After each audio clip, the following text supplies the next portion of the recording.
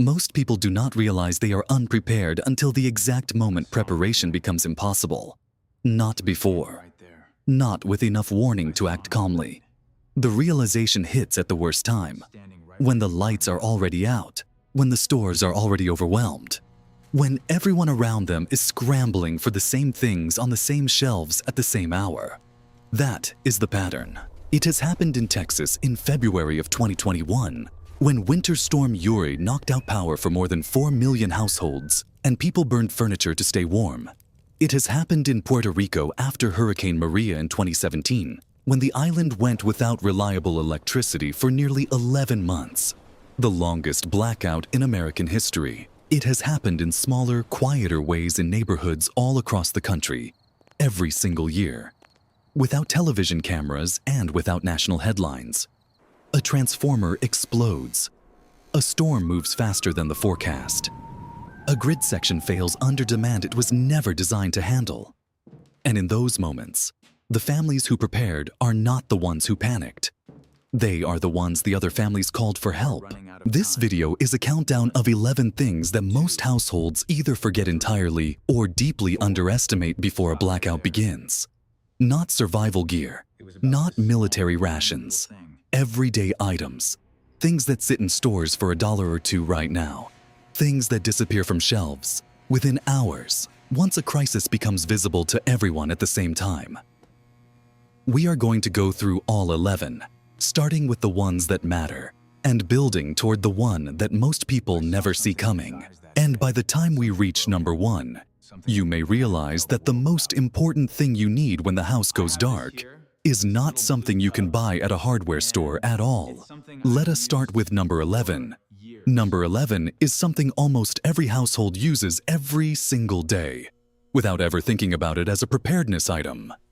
It is white petroleum jelly, the kind that comes in a small blue tub and costs almost nothing. Most people keep it in a bathroom drawer for dry skin or cracked lips and never think about it again. But when the power goes out and lasts longer than a few hours, petroleum jelly quietly becomes one of the most versatile items in the house. It creates a barrier against moisture, which matters when your skin is cracking from cold air and you cannot run a humidifier. It prevents minor cuts and abrasions from becoming infected, which matters when you are moving around in the dark and bumping into furniture and stepping over things in rooms that no longer have night lights. It can be used as a fire-starting aid. A cotton ball coated in petroleum jelly will hold a flame for several minutes, which is meaningful when you are trying to light a candle wick that keeps going out, or when your lighter fluid is running low. The CPSC has documented dozens of cases where makeshift lighting during power outages led to household fires. And the common thread is always improvisation without preparation. Petroleum jelly is so cheap and so compact that there is almost no reason not to have a few extra containers stored. Most households do not. Most households own one small tub and never think about what it does beyond moisturizer. That changes when your bathroom has no light and your hands are too cold to grip a bandage wrapper. Number 10 is a manual can opener, and the reason it makes this list is both obvious and deeply underestimated. The obvious part is that most canned goods require one to open. The underestimated part is how few households actually own a reliable manual version. The rise of electric can openers and pull-tab cans has quietly eroded the habit of keeping a good manual opener in the drawer. In a survey conducted after Hurricane Florence in 2018, FEMA found that among households who had stored canned food as part of emergency preparation, a significant portion had not tested or verified whether they had a working manual opener available. People had the food. They did not have the tool to access the food. There is something almost painful about that image. A family sitting in the dark next to canned beans and tuna, unable to open them because the one thing they assumed they had is either broken, buried somewhere in a junk drawer, or simply not there.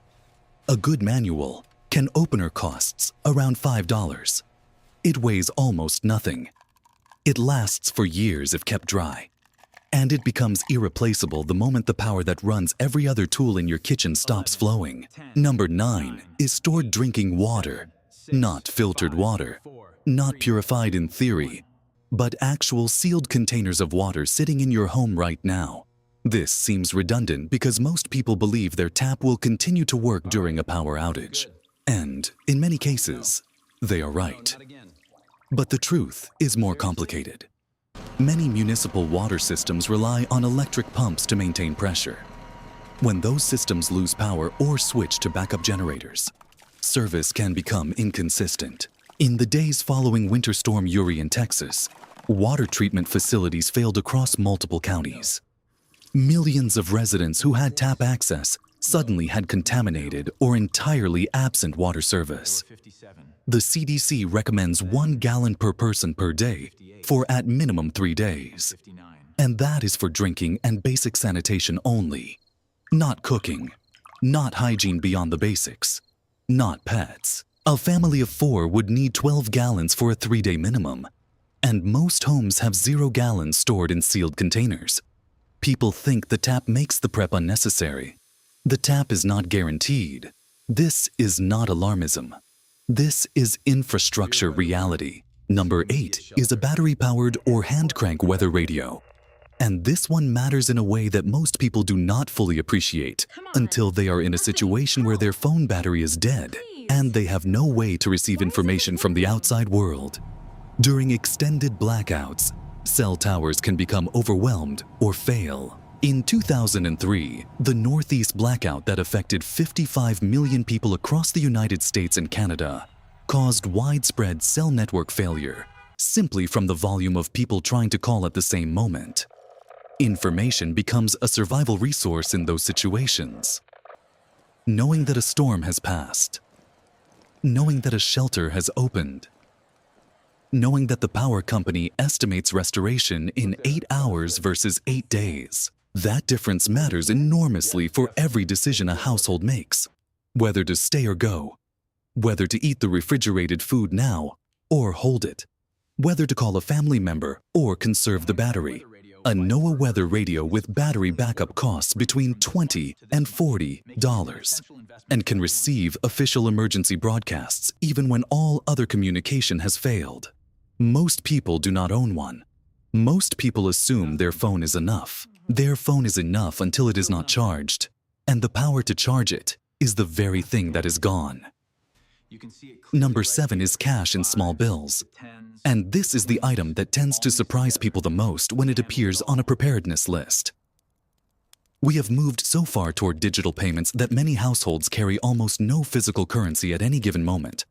But during a power outage, digital payment systems fail entirely. Card readers do not work without electricity. Point-of-sale systems go offline. ATMs stop functioning.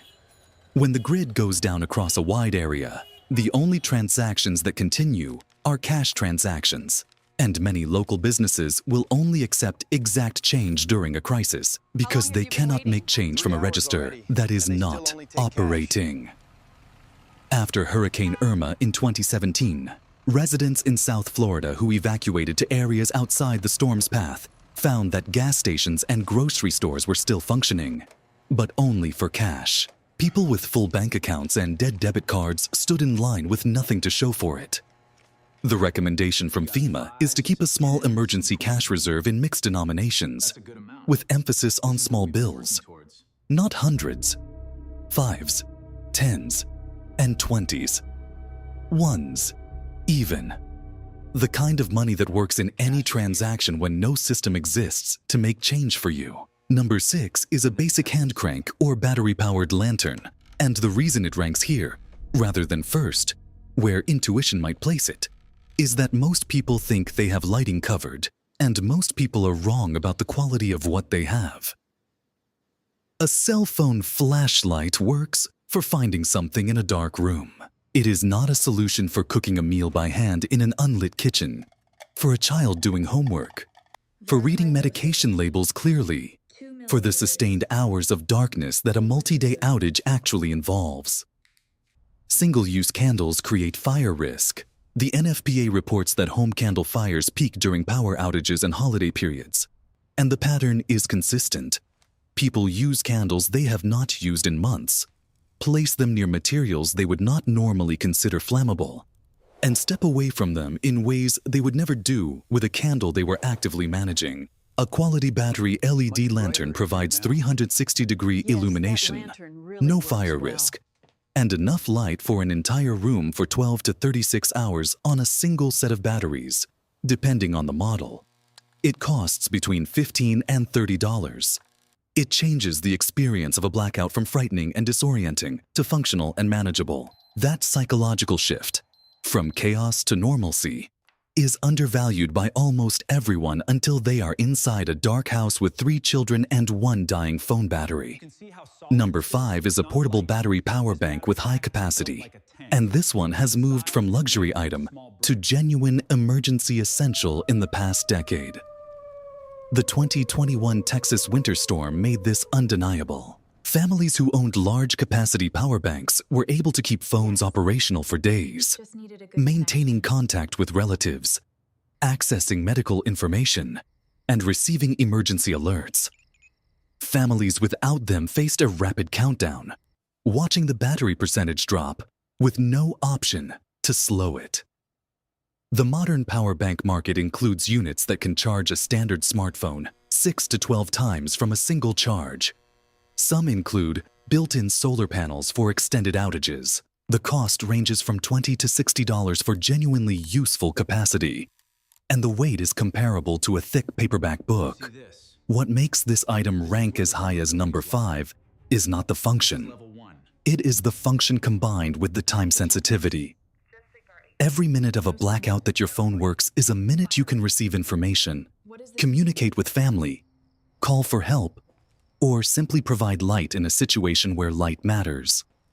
When the phone dies, the information dies with it. Number 4 is a basic first aid kit that has actually been inspected and stocked recently. This sounds like something everyone owns, and in a technical sense, most households do have some version of a first aid kit. But the reality inside most of those kits is a different story. Expired antiseptic, Band-Aids that have lost their adhesion, no gauze, no medical tape, no fever reducer that is not already 6 months past its expiration date. The American Red Cross recommends a kit that includes adhesive bandages in multiple sizes, sterile gauze pads, antiseptic wipes, antibiotic ointment, a digital thermometer, pain and fever medication, tweezers, scissors, and a first aid instruction booklet. During a power outage, minor injuries become more likely. People move in dark spaces, use unfamiliar tools, handle things by touch rather than sight, and the healthcare access question becomes real. During extended regional outages, emergency rooms become overwhelmed with cases that would normally be handled at home if the household had the right supplies. A pediatric study published in the journal Pediatric Emergency Care found that emergency department visits for minor injuries increased measurably during and immediately after major power outage events, with a disproportionate number being cases that could have been treated at home with proper supplies. The kit you bought 3 years ago and never opened since is not a first aid kit. It is a box of intentions. Number 3 is where the script shifts, because the final 3 items are not just practical. They carry weight in a different way. Number 3 is a 3-day supply of any prescription medication taken regularly by anyone in the household. This is the item that emergency management professionals describe as the most underplanned aspect of household preparedness. And the statistics are sobering. According to data from the CDC and reviewed in the context of disaster response, approximately 45% of Americans take at least 1 prescription medication regularly. Yet most households maintain only enough supply to last through their current prescription cycle, meaning that at any given time, many families are within days of running out of a medication that is essential to their daily health. During Hurricane Katrina in 2005, the disruption to pharmacy access left thousands of residents without critical medications for diabetes, hypertension, psychiatric conditions, and other chronic illnesses. The secondary health crises that followed the storm's primary destruction were substantially driven by this gap. Requesting a small emergency supply from a physician or pharmacist is possible in many states, and it is a conversation worth having before the conversation becomes urgent. The time to plan for a medication shortage is not when the pharmacy is closed and the roads are flooded. Number 2 is a written emergency contact list on paper. Not stored in a phone, not memorized. Because research in cognitive psychology consistently shows that most adults, when asked to recall phone numbers for family members, cannot produce them accurately under stress. A study published in the journal Memory found that cell phone use has significantly reduced people's ability to recall frequently contacted numbers from memory, a phenomenon researchers have called digital amnesia.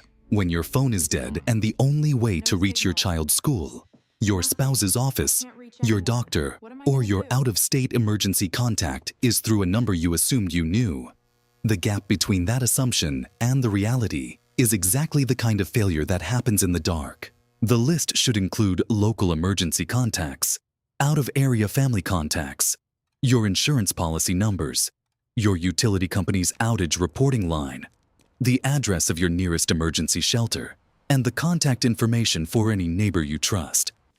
It should be printed, laminated if possible, and kept somewhere the entire family knows about. It costs nothing. It takes 20 minutes to create. It is one of the most consistently recommended items by emergency management professionals across FEMA, the American Red Cross, and state-level disaster response agencies, and one of the items most consistently absent from homes that were otherwise well prepared. And number 1, the thing that most people never name when they think about blackout preparedness, the item that no store sells and no online order can deliver, is a household emergency plan that every person in the home has actually discussed out loud. This is not a document. It is not a checklist downloaded from a government website and filed away in a drawer. An emergency plan is a shared understanding, the kind that only exists when people have sat down together and talked through specific questions. Where do we go if we have to leave the house? Who calls whom? And in what order? Where do we meet if we cannot reach each other by phone? What do the children do if something happens when the adults are not home? Who checks on the elderly neighbor next door? What is the boundary between riding out the outage at home and deciding to go somewhere else? After the 2021 Texas winter storm, after action reviews conducted by local emergency management agencies found a consistent pattern in the households that experienced the most serious harm, not the ones without supplies, but the ones without agreement. Families who had food, water, and candles but no shared understanding of what to do first, of who made decisions, of what the threshold for leaving was. Those families experienced confusion, conflict, and delayed action at exactly the moments when clarity would have saved time and reduced harm. Emergency management researchers call this the planning gap, and it is one of the most documented failures in household disaster response across every major study going back to the 1990s. The items in this video are real. They matter. Petroleum jelly and manual can openers and power banks, and cash in small bills. All of it matters, and all of it is easier to have before a crisis than during one. But none of it fully compensates for the absence of a plan. Because in the dark, in the cold, with children asking questions and neighbors knocking on the door and a phone battery that is at 12%, the thing a family needs most is not more supplies. It is the knowledge that they have already decided what comes next. That decision, made in advance, made calmly, made together, is the difference between a household that manages and a household that fragments.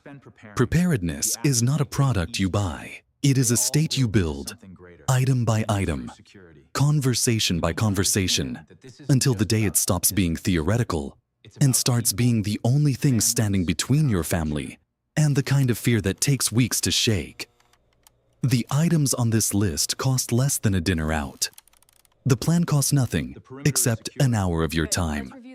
And the cost of having neither one is something you only understand fully once you have lived it in the dark. If you found this useful, the next question worth asking is this. Of all the things your household actually eats every week, how many of them survive longer than 3 days without electricity? The pantry is where most people think they are ready, and where the biggest surprises tend to wait. That is where we go next. and I intend to keep it.